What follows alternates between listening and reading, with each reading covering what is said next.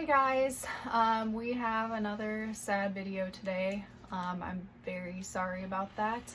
I have been debating whether or not to even do this or like how I was going to tell you guys. Yeah, basically my thought process is that for me, when I lose an animal, it is extremely difficult for me to even think about or talk about. So making a video ends up with me bawling my eyes out, and it's always a huge disaster. So one, I don't like doing that, and two, when you lose an animal and you are sharing everything with other people, it seems like a lot of people in the reptile community are like already looking to like point a finger and be like, this is what you did wrong, it's your fault that your animal died. And like to some extent, every single time any reptile keeper in general loses a reptile, they're gonna feel some form of guilt in their grief process, because they're gonna think like, was there something more I could have done? And that tends to it's one of the hardest parts of the grieving process of owning a reptile and losing one, is feeling that guilt. So then when you're in the middle of mourning, to have like people pointing fingers and accusing you and yelling at you and saying mean things that hurt your feelings even more, it's not good to be in that situation, which is another reason I wanted to avoid it. I do want to say, for the most part, when I have done these videos in the past though, most of you guys are extremely supportive and send really kind words, and I really do appreciate that. But it's still just, it's hard to go through in general, to lose an animal and then to have to share it. So I was thinking of maybe not even making this video because of all of these reasons, and to just like keep it to myself. But at the same time, I want you guys to be updated. If you're noticing I just don't have an animal, I don't want to feel like I'm keeping something from you, like a secret to be ashamed of. I don't want it to be like that either. I want to be honest with you guys. And honestly, the main reason why I decided to make this video is because, as sad as this experience was for me, it was also sadly a learning experience that I feel has value that I can share with other chameleon owners. Or if you're interested in getting a chameleon, I think that this could be helpful, and it could save maybe someone else some heartache. So I feel like that outweighs all of the cons of making a video like this, which is why I'm choosing to do this today.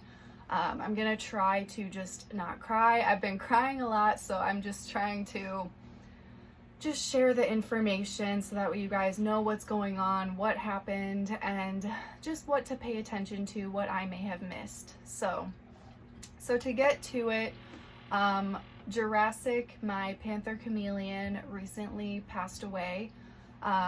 It happened very fast. And I mean, with chameleons, they're very fragile and sensitive animals. It's why a lot of people that are experienced reptile keepers still choose to not own these animals. One, they have a very short lifespan compared to a lot of other animals. And two, they're just very sensitive and delicate, and they're a species that needs like a lot of attention and a lot of understanding of their care. And if they do get sick or have some type of underlying illness, something going on, they are a species that will not show you those symptoms until it is too late and you reach a point of no return. And that's basically what happened with this situation. However, the learning curve that I had with this and the experience that I feel is worth sharing is that chameleons can show very subtle signs that there is something wrong. And for me, I've gone through this twice now, and both times I did have a tiny little hint that there was something going on, and I blew it off in my mind and thought that it was like a quirky thing or whatever. So a couple years ago, when I had my very first chameleon, my veiled chameleon, Bamba, he was, I think I had him for 5 years. He was very healthy. He was amazing. He was literally the best chameleon. Like, he made me fall in love with chameleons. And he started showing symptoms by not using his back feet. And I thought, like, he was still climbing and everything, but he stopped using his feet. And for me, I thought he was just being quirky. He was just being silly. Like, oh, why would you do that? And it was an illness that I was not aware of. And that was my one sign, because days after that, he just deteriorated so fast that he couldn't move anymore. And then I took him into the vet, and they basically said that he had kidney failure and that I could take him home, but he can't even like walk. So he was suffering. So I had him put down because I can't stand seeing an animal suffer. Is like, I can't. So yeah, gonna try not to cry for this video. So that was a really hard experience, but the lesson was that that weird little subtle change in behavior was what I should have been paying attention to. It wasn't just a quirky little thing. It was a symptom of gout. So, and gout is something that chameleons, it's one of the illnesses that they tend to get. So if they aren't using their feet as much, or using like climbing as much, not showing pressure, if they're on branches and they have an arm extended and they're just like not using it and refusing to use it while climbing, that is a red flag, and that's something to pay attention to. And that's what I learned with Bambo. So with Jurassic, I only had him for, it's literally, we're coming up on the year anniversary of when I got him, which is extremely sad. I did not have him for long. I do really value the time that I did have with him though, because I loved him and he was amazing. He was the feisty, sassy chameleon that I unboxed, and he just absolutely hated me, but I adored him. And that was our relationship for most of the year that I had him. He was sassy and spunky and didn't want to be held. He loved his food. He was an amazing eater. And the last few months that I had him, we actually built enough trust, and he was coming out on me, and I was able to handle him and hold him. And it was such a beautiful thing. And I was like, wow, your personality has shifted and you are now trusting me. I'm not sure if that had something to do with maybe an underlying illness. I do think that there was some trust involved because he would come out onto me. But the main thing that I didn't really notice was a subtle issue, was that during the time that I was keeping him, he always had a little bit of issues with dehydration. So for chameleons, if they are dehydrated, you can notice that they may have a little bit of sunken eyes. If you pinch their skin, you don't want to do it hard, but if you're noticing that their skin bunches up and it's not going back flat on their body, kind of like this skin. Like if you pinch it and it stays up, it can mean that they're dehydrated. Or another sign that I noticed with Jurassic is he would poop, and the urate, which is the white part of the poop, a lot of the times it would be orange. So I noticed these issues with Jurassic for a pretty long period. Most of the extent of me keeping him, it seemed like he had dehydration issues. And so for me, I kept thinking that this is a problem on my part, and I need to up his humidity. I need to be more consistent with his dripper. I need to really be more hands-on. And so that's what I did with him. I was constantly just trying to make sure that he was hydrated.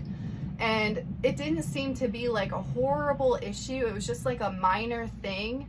And some days he would be completely fine. Other days I would notice again, like, oh, his poop is a little bit orange. We need to try a little bit harder. And it was confusing for me because I have 2 other Panther chameleons and they all have the same care, but their eyes are never sunken. They really protrude out of their heads. They're very healthy chameleons. And so I'm like, okay, how is this one chameleon having this issue but the other 2 aren't? And I thought and that was the red flag that I should have paid attention to, but I was thinking, you know, maybe this is just how he is. He just needs a little bit more care and more maintenance on my part, which is what I was trying to do with his upkeep.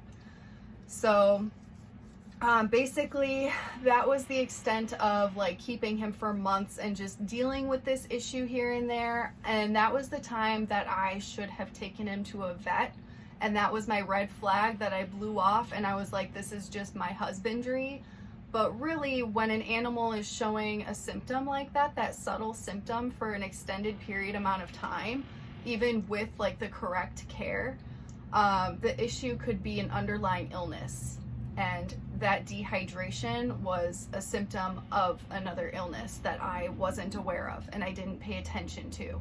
So because of that, I think that by the time he started showing signs of illness, it was a matter of days. His eyes got extremely sunken. He just stopped eating altogether, which is extremely abnormal for him because he loves his food.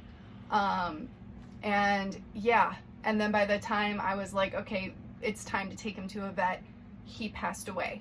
And that's how fast it happens with chameleons. And it's so sad because I get messages all the time on Instagram with pictures of sick chameleons, and it's so difficult because when they reach that point, that's it. Like, they're dying at that point. And they just didn't show symptoms early enough, or they showed something that was so subtle that like people don't realize, like I didn't realize, which is why I want to make this video and just bring it more to awareness of things to pay attention to, because these tiny little things that may not seem like anything can be a major red flag when it comes to the care of chameleons, because they are just so fragile and delicate. And then by the time that they do show major signs of illness, it's too late for them, unfortunately. And that is the point when they're just dying. So it was just a horrible situation. The last day was the absolute worst, and I didn't know if I should just take him in. And then that was the point where I was like, he's so miserable. I don't want to put him under more stress when he is like in such a miserable state to go to the vet and take him to a vet.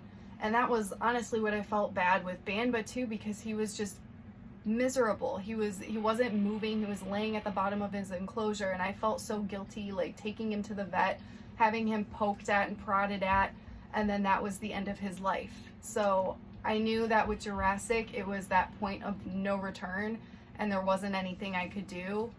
And he ended up dying hours after this, and I just wanted him to at least be like home and comfortable with the least amount of stress as possible during his final moments, which is why, so yeah, that is what happened. I hope that this can bring some awareness just for chameleon owners, and honestly, just pay attention, like especially if you're new to chameleons, because for me, Bambo was my first chameleon. That was the first death that I experienced, and that was a learning lesson. This is my second chameleon that has passed away now, and each time just brought me a new lesson and things to really pay attention to, and to not blow off when you're keeping their care, and to not just think, oh, it's a quirky thing or it's whatever. Like, it's best to just get that checked out immediately, especially like with Jurassic. He was showing issues with like dehydration over the months for so long that I just figured it's something I need to work on, and I didn't realize that's something that could be a medical issue that needs to get checked out. And maybe if I would have done that earlier, maybe I could have saved him and he would have not ended up passing away if I would have caught it early enough and realized this isn't a normal thing. So that's why I wanted to make this video, and hopefully help some of you guys out and explain like what's going on and what happened. It is a very sad day. So yeah, I'm gonna try to I'm mourning right now, honestly. It's not a good weekend for me, but we're gonna get through this, and if this can teach anyone anything about chameleons and bring some awareness and possible prevention of going through what I just went through, it's definitely worth it. So yeah, I'm sorry that today's video is very depressing. I absolutely hate these videos. I'm sure you guys don't enjoy watching them, but it is important when there is a lesson involved. So again, I hope it's helpful. So I will see you guys in the next video. We're just gonna keep moving forward because I still have all of these other amazing animals that I need to take care of, and there will definitely be more content, and I'm just very grateful for the time that I had with Jurassic. Even like days before he just got extremely sick and passed away, he was just out, and my friend, he trusted enough to go out on my friend, and we took a picture, and like, it's just insane how fast this all happened. But yeah, hopefully things will be happier in the next video. Thank you guys for being here and for watching this, and I hope that your day gets better from this video on out. But yeah, I'll see you guys in the next one.